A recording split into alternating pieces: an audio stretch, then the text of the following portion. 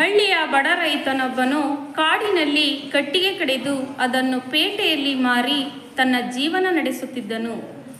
ಇದು ಹೀಗೆ ಇರುವಾಗ ಒಂದು ದಿನ ಕಾಡಿನ ಒಂದು ಕೆರೆಯ ಪಕ್ಕದಲ್ಲಿದ್ದ ಮರವನ್ನು ಕಡಿಯುತ್ತಿದ್ದನು.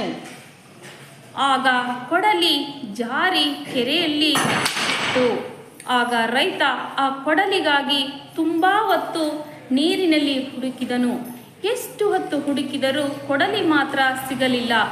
ಬೇಸರದಿಂದ ಕೆರೆಯ ಪಕ್ಕದಲ್ಲಿ ಕುಳಿತು ಅಳುತ್ತಾ ನದಿ ದೇವತೆಯನ್ನು ಬೇಡಿಕೊಂಡನು.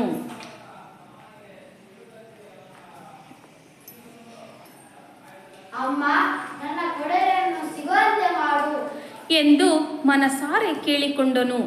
ಸ್ವಲ್ಪ ಹೊತ್ತಿಗೆ ಆ ರೈತನ ಬೇಡಿಕೆಯಂತೆ ನದಿ ದೇವತೆ ಪ್ರತ್ಯಕ್ಷಳಾದಳು.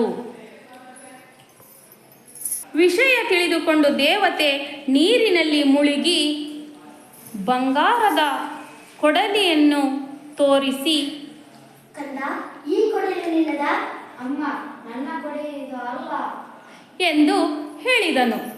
ಆಗ ನದಿ ದೇವತೆ ಮತ್ತೆ ನೀರಿನಲ್ಲಿ ಮುಳುಗಿ ಬೆಳ್ಳಿ ಕೊಡಲಿಯನ್ನು ತಂದು ರೈತನಿಗೆ ತೋರಿಸುತ್ತಾ, ಕಂದ, ಈ ಕೊಡಲಿ ನಿನ್ನದ? ಅಮ್ಮ, ಈ ಕೊಡಲಿಯೂ ನನ್ನದಲ್ಲ ಎಂದು ಉತ್ತರ ಕೊಟ್ಟನು. ಮತ್ತೆ ನದಿ ದೇವತೆ ನೀರಿನಲ್ಲಿ ಮುಳುಗಿ ಕಬ್ಬಿಣದ ಕೊಡಲಿಯನ್ನು ತಂದು ರೈತನಿಗೆ ತೋರಿಸುತ್ತಾ, ಕಂದ, ಈ ಕೊಡಲಿ ನಿನ್ನದ?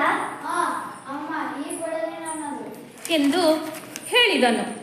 ಆಗ ವನದೇವತೆ ರೈತನ ಪ್ರಾಮಾಣಿಕತೆಯನ್ನು ಮೆಚ್ಚಿಕೊಂಡಳು.